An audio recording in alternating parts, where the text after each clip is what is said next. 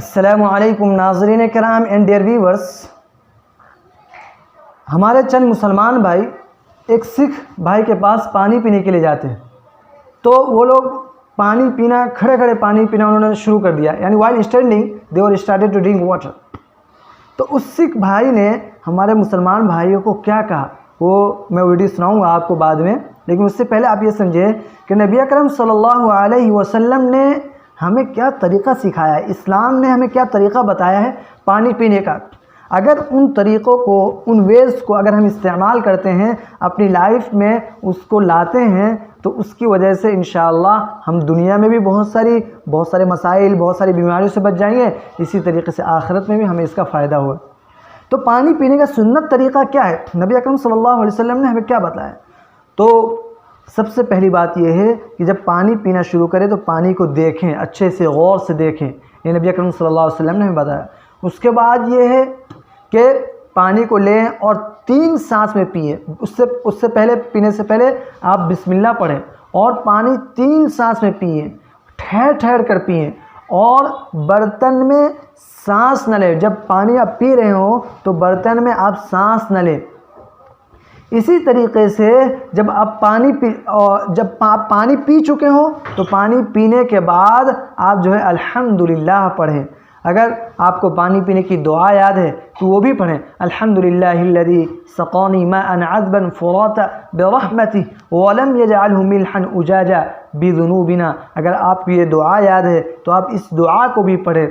तो अगर आप इन तरीक़ों को, इन वेज़ को इस्तेमाल करते हैं तो आपकी सेहत के एतबार से, आपके हेल्थ के एतबार से भी बहुत यूज़फुल है। चुनांचे अगर आप खड़े खड़े पीते हैं तो खड़े खड़े पीने की वजह से बहुत सारे हेल्थ के इशू आ जाते हैं, मिसाल के तौर पर गुर्दे का इशू आता है वगैरह। और अगर आप गर्मी में मिसाल के तौर पर आए काम करके और डायरेक्ट आपने पानी पीना शुरू कर दिया तो डिहाइड्रेशन की बीमारी होने का अंदेशा रहता है। इसलिए नबी अकरम सल्लल्लाहु अलैहि वसल्लम की इन सुन्नतों को अगर हम फॉलो करेंगे, अपनी ज़िंदगी में लाएंगे तो इंशाअल्लाह अगर हम बहुत सारी बीमारियों से महफूज रहेंगे। आप ज़रा इस वीडियो को सुने कि हमारे सिख भाई ने कहा होना तो ये चाहिए तक मुसलमान दूसरों को अच्छी बातें प्रीच करे, कन्वे करे, लेकिन आज अफसोस की बात कि हमें दूसरे लोग बता रहे हैं कि आप बैठ के पीजिए, आपके नबी ऐसा बतलाते हैं लेकिन आप ऐसा कर रहे हैं। तो हमारी आदतें, हमारा जो कैरेक्टर है, हमारे जो एक्शंस है, हमारे डीड्स हैं अगेंस्ट हमारे प्रॉफिट सल्लल्लाहु अलैहि वसल्लम के अगेंस्ट है, ख़िलाफ़ है। नबी सल्लल्लाहु अलैहि वसल्लम ने जो कुछ बतलाया उसके ऊपर हम अमल नहीं कर रहे हैं, उनको फॉलो नहीं कर रहे हैं, जिसकी वजह से आज दूसरे लोग हमें बता रहे हैं। तो आप इस वीडियो को ज़रा गौर से सुनें और उसको अपनी ज़िंदगी में लाने की कोशिश करें।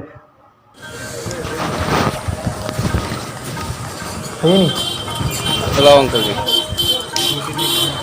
बस अब वो 2-3 का है, 2-3 मिनट का पानी पीना बैठ के। अरे मुसलमान पानी बैठ के पीना चाहिए। हाँ, पानी हमेशा बैठ के पीने से रहता है। कुरान में भी है पानी बैठ के पीना है नहीं कुरान के है जो कुरान को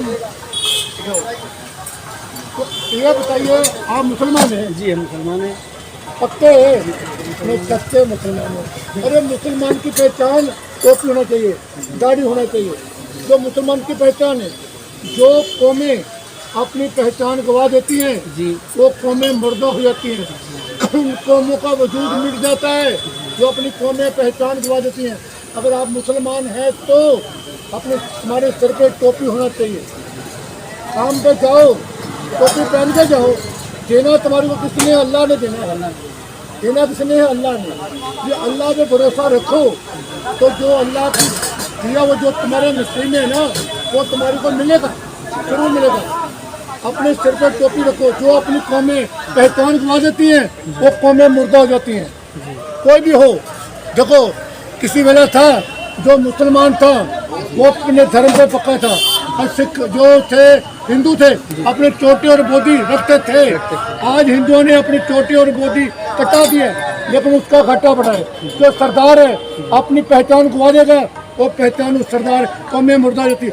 जो अपनी पहचान बरकरार रखती हैं वो कौमें जिंदा रहती हैं। तो जो कौम अपनी पहचान शर्म महसूस करती हैं टोपी पहनने से, दाढ़ी रखने से पहचान करते, जो हमारे सिख हैं बच्चे दाढ़ी कटाते हैं, जो हिंदू अपने जनेऊ नहीं पहनते, जो अपनी कोई भी कौम है जो अपनी पहचान गवाती है वो कौम मुर्दा हो जाती है।